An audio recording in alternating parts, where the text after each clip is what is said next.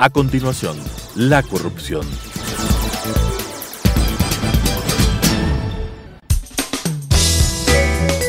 Clasificación B, bajo supervisión de un adulto. Son de exclusiva responsabilidad de sus autores y de quienes intervienen en ellos.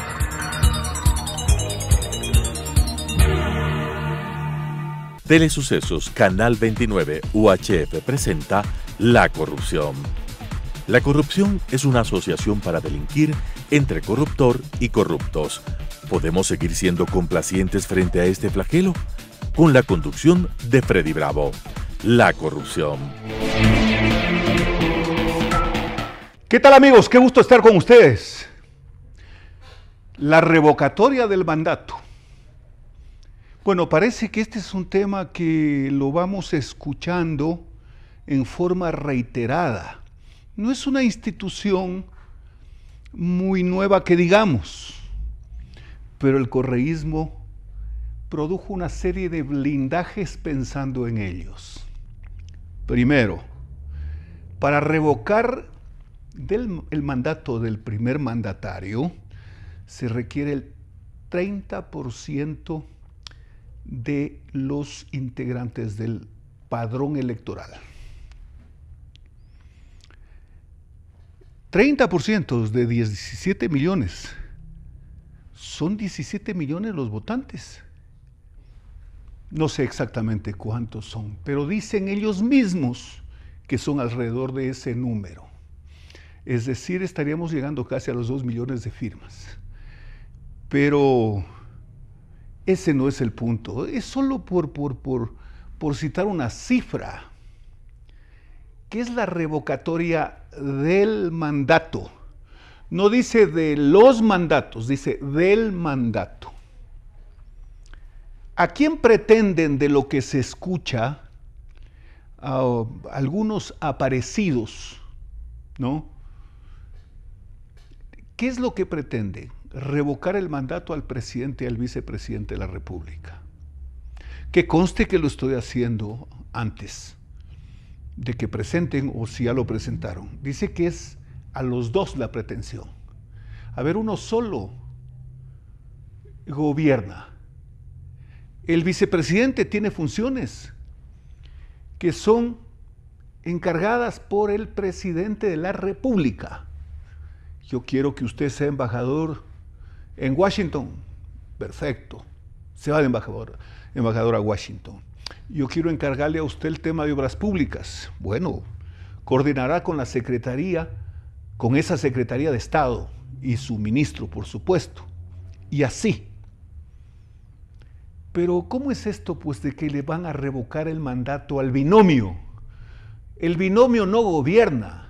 Hay un presidente de la República. Hay un vicepresidente de la República que acabo de manifestarlo, que cumple funciones que le encarga el presidente de la República. ¿Cuál es la pretensión de los complotados para esto que le han denominado revocatoria del mandato? ¿Cuál es la pretensión? Hacer una lectura de incumplimiento. Es decir, le van a revocar el mandato de 4 años cuando ha pasado 1 y tiene 3. Primero, que esa redacción es torpe y absurda. Pero ¿cómo es que le van a revocar el mandato, o pretenden, y lo dicen con desparpajo, si faltan 3 años? Claro, este sujeto llamado Arauz, por ahí ha hecho una de esas declaraciones propias de él, de su forma de ser, de su talento exhibido y expuesto. Si en 1 año ha pasado esto, ¿qué pasará en 3? Vean ustedes. Así de simple es el escenario y los términos y conceptos en los que tratan los problemas de la patria. Así, con esas simplezas. Entonces, ustedes, señoras y señores, por supuesto, tienen la palabra como para pensar libremente respecto de estos asuntos. En Ecuador se hizo una especie de costumbre, pero esta no es de esas costumbres que son una fuente de la que construye alguna idea importante respecto del país. Costumbre. Ustedes recordarán que al presidente Roldós, en los primeros meses de gobierno, a raíz de las primeras medidas económicas, y al presidente del Congreso de la época, ahora de la Cámara Nacional de Representantes, don Assad Bucarán el Malín, su tío, decía que había 1 millón de arrepentidos y que ya no tiene legitimidad. ¿Y por qué decía que hay 1 millón de arrepentidos? Porque fue 1 millón de votantes la diferencia entre el abogado Roldós y su contrincante, el presidente Sixto Durán Ballén. En esa época, el candidato Sixto Durán Ballén. Entonces, 1 millón de arrepentidos. Ya con eso, pues, era suficiente como para ponerlo en un avión, como ocurrió con otros exmandatarios, y enviarlo a Panamá. Y la inestabilidad, pues, inmediatamente comenzó. Después vino lo que pasó, falleció el presidente Roldós y lo sucedió el presidente Hurtado. Al presidente Hurtado le hicieron un paro nacional, creo que no hay otro evento que pueda compararse con el paro que le hicieron. El sector empresarial, el sector privado, es lo mismo, el transporte público, los maestros, los médicos, los profesores, los alumnos, la FEWE, la FESE, los sindicatos, todos. Creo que solo la CEDOG no estuvo en el paro, o quién sabe si también estuvo. ¿Cuál era la pretensión? Terminar con el mandato del presidente Hurtado. Ustedes lo recuerdan. Sí, pues, o sea, no podríamos también en este momento pretender olvidar lo que pasó en el gobierno de Febres Cordero, que claro, Febres Cordero, dicen sus opositores, y yo me voy a abstener de hacer un comentario que tenga a mí o que anteponga mi criterio. Decían sus opositores que hacía méritos, Febres Cordero convocó a un plebiscito y claro, encontró un sticker, un cliché extraordinario, pues, para que sus preguntas tengan una respuesta favorable, su pregunta, y teniendo la favorabilidad en esa respuesta, asumir como que era de apoyo para su gobierno. ¿Quiere usted que los independientes puedan participar como candidatos a las diferentes dignidades de elección popular sin la necesidad de estar afiliados a un partido político? ¿Sí o no? Y fíjense ustedes que perdió y con goleada la consulta popular Febres Cordero. ¿Qué se les puede ocurrir a ustedes? Pero si la mayor cantidad de ciudadanos del Ecuador que estaban aptos para elegir o ser elegidos eran independientes, pero los propios independientes votaron en contra de la pregunta que buscaba desde quien la convocaba la calificación de su gobierno con el número de respuestas favorables, es decir, por el sí. ¿Qué tal ustedes? Fíjense ustedes que sí ha sido no ha sido tan fácil, mejor dicho, el tratar de persuadir con una intención prefabricada, ¿no?, la voluntad popular, porque en este caso el pueblo dijo no, Febres Cordero lo que quiere es que le califiquemos su gobierno, le vamos a decir que no. La pregunta no importó. Ustedes recuerdan eso. Bueno, vino el taurazo. Y fíjense ustedes que en el taurazo, Febres Cordero estaba en manos de los miembros de la Fuerza Aérea que lo tenían secuestrado en Taura. En el Congreso Nacional, La noche del secuestro, los opositores entre la izquierda democrática y algunos personajes de la ADP se advierte, está registrado, pues usted lea los que acostumbran a tener en archivo los diarios de la época con sus columnas, cajón desastre, etc. El Congreso se propuso una resolución pidiéndole al vicepresidente que asuma la presidencia de la República por cuanto había abandonado el cargo el señor Febres Cordero. Imagínense ustedes, estaba secuestrado. Y evidentemente que no asumió la presidencia el vicepresidente, lo cual, a decir de algunos críticos y de mucha gente que por lógica entiende las cosas, habría sido muy riesgoso para la vida incluso del señor Febres Cordero. Claro, pero por favor, pues ustedes conocen todo lo que pasó con esta, que no fue solo pues una sonada, no, tenían secuestrado al presidente, el Sambo Colorado, etcétera, los miembros de la Fuerza Aérea, los comandos de Taura, ese era. Muy bien. Luego, pues, el presidente Borja, digamos que tuvo un poco de tranquilidad, si se quiere, en su gobierno, que había cierto equilibrio en el Congreso,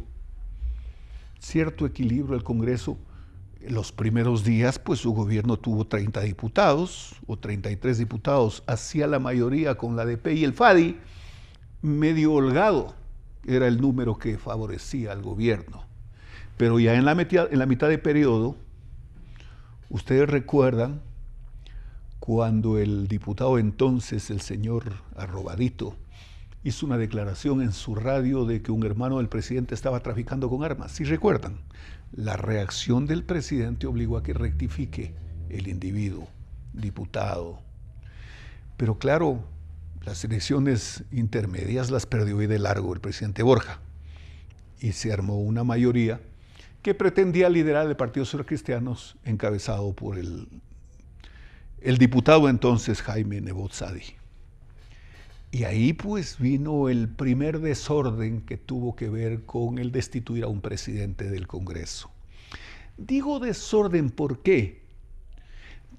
Porque no estaba previsto en forma taxativa, no había ley de la función legislativa, había un reglamento de la función legislativa. Y claro, ahí se podía decir lo que hoy dice o pretende entender quién está encargado de la presidencia del Congreso, porque él mismo lo ha aceptado, no de que la mayoría de la Asamblea puede tomar decisiones en cualquier tema, casi como que si fuese una mayoría en un sindicato o en un gremio. No, no es así, pues. El poder legislativo, hoy función, degradaron la condición de poder, hoy función del Estado, se rige bajo su propia ley, pero además su ley tiene línea directa a la Constitución que protege la legalidad y la aplicación de las normas de la ley orgánica de la función legislativa. Así que no es cuestión de que me hago mayoría y ya pues. No, no es así. Hay periodos preestablecidos, etc. Pero en el 90 pretendían, con la mayoría del señor Averroes Bucarán, o con la mayoría que designó a Averroes Bucarán, pretendían, a ver, díganme que no es verdad. Primero, tomarse las Cortes, ¿sí o no? ¿Sí o no? Tomarse las Cortes. Presidía la Corte un integrante de Izquierda Democrática, el doctor Gonzalo Córdoba. Entonces cambiarlo a él y hacer una mayoría en la Corte que obedezca o que sea, para decirlo de mejor manera, o que sea fruto de la mayoría del Congreso. Pretendían también tomarse el Tribunal Supremo Electoral, la Contraloría, la Procuraduría, todos los organismos de control. Y claro, eso partía de un pacto entre el Partido Social Cristiano y el PRE. Que conste que no fue el pacto de la regalada gana, no, ese fue en 1994, que tenían pretensiones parecidas, pero ahí les mojó la pólvora el propio señor abogado Abdalá Bucaram Ortiz, y por supuesto obtuvo sus réditos parlamentarios, y después les dijo, hasta ahí llegamos, y los dejó a los otros, me refiero a las 6, solos. Y ya sabemos lo que pasó en el año 96, quién ganó la presidencia de la República. Entonces, el 90, cuando votaron a Berroes Bucaram, de alguna manera la República, creo yo, y ustedes que tienen una suprema inteligencia, seguramente comienzan a hacer cálculos. O sea que esto de las tumbadas viene, sí, y de mucho antes. Claro, no desde hace fechas, pero hablemos de esta temporalidad, ¿no? Muy bien, el presidente Sixto Durán Ballén comenzó con minoría en el Congreso, pero logró la presidencia del Congreso, que la aspiraba el Partido Social Cristiano por haber tenido el mayor número de integrantes de su bloque y por haber ganado las elecciones que el candidato a diputado en el año 1992, sacó una gran votación, pues el señor Meller, y resulta que se armó una mayoría que designó presidente a Carlos Vallejo López, y fue un periodo realmente tranquilo. El primer año luego se recompuso algún orden de entendimientos, y en el segundo año de la primera mitad de ese gobierno designaron al señor Samuel Belletini, que asimismo tuvo los votos del MPD, del Partido Social Cristiano, pero después pues el señor Belletini comenzó a actuar en función de que él era el presidente del Parlamento. Ya en el 94, bueno, que van a ser la mayoría de la regalada gana, como ha dicho el señor Bucaram, bueno, ya, que se nombre al señor Heinz Meller Freile. Ahí comenzaron a querer preparar la caída o de los dos, o por lo menos del uno, me refiero a los gobernantes. Y resulta pues que se armó el juicio político contra el señor Dajig y su aliado en la mayoría de la regalada gana el rato de votar. En el juicio político votó por la inocencia en el juicio político, luego de una tunda espectacular, porque ya fue un asunto, el vicepresidente en el juicio decía, el objetivo es Febres Cordero. Bueno, pues y de paso le afectó a su candidato presidencial, que hasta muchos pueden haber llegado a pensar, y quién sabe si el propio señor Nebot, que eso de anteponer el interés del gran líder, porque el gran líder solo puede ser sustituido y reemplazado cuando se muere en este tipo de agremiaciones políticas, por llamarlo de alguna manera, le interesaba mucho más su propósito político de recuperar el poder. Una vez que había sido elegido alcalde de Guayaquil y atrincherado regionalmente allá, hacer una nueva fuerza que trate de medio gobernar desde el Congreso, con las limitaciones que eso significa por los personajes que presidían la República. Y hablo de los dos, porque tenían primero una gran relación en cosas de gobierno, y desde luego, pues, una fuerza política evidentemente real. En el juicio político no les resultó, buscaron, recuerdo, una resolución administrativa de acuerdo a la ley de servicio público.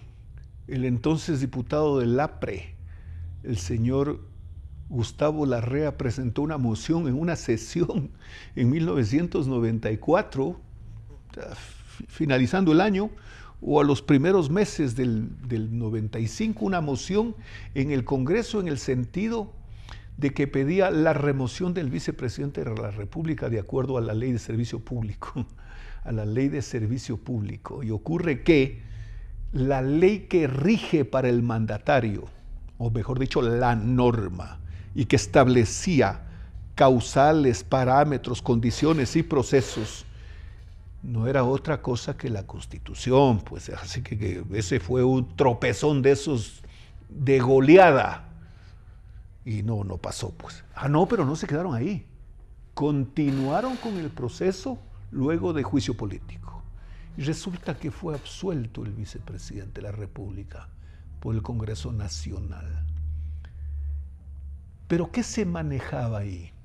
A ver, juicio penal al vicepresidente, para disminuirlo evidentemente.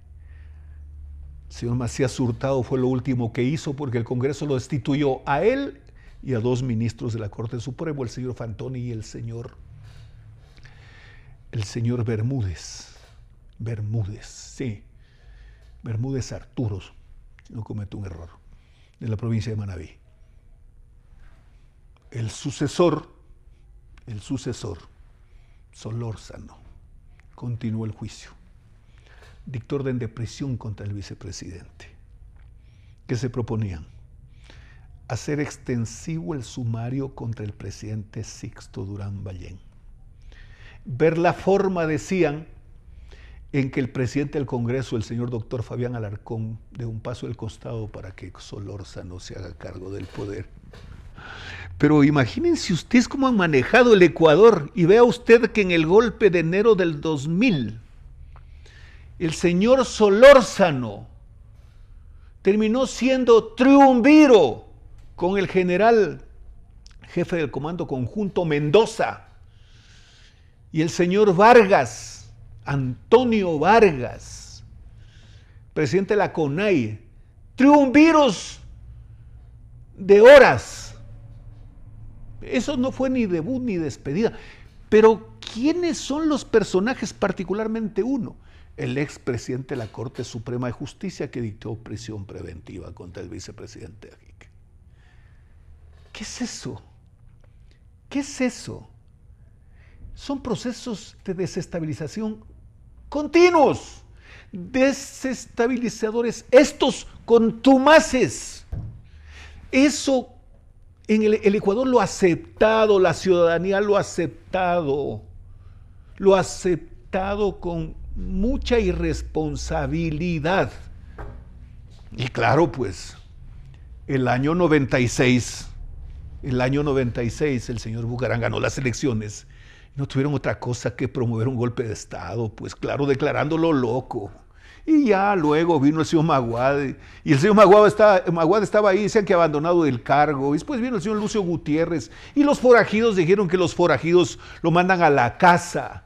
Y ahí el correísmo encabezado por Correa, que no era sino Correa solo, pero ya correísmo en su pretensión porque recibía órdenes de Venezuela, del señor Chávez. Ya estuvo ahí presente en esto. Así que la revocatoria del mandato que están tratando de instrumentar con la plata que seguramente está en las caletas, y como los dueños de las caletas están fuera, esa es la pretensión. Tontos útiles de una banda de mafiosos que la mayoría de ellos, especialmente sus jefes, están sentenciados. Señoras y señores, un gusto haber estado con ustedes. Las opiniones vertidas en este espacio por la producción y dirección del programa son de exclusiva responsabilidad de sus autores y de quienes intervienen en ellos.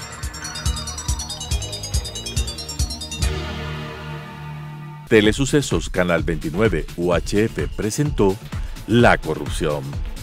La corrupción es una asociación para delinquir entre corruptor y corruptos. ¿Podemos seguir siendo complacientes frente a este flagelo? Con la conducción de Freddy Bravo. La Corrupción.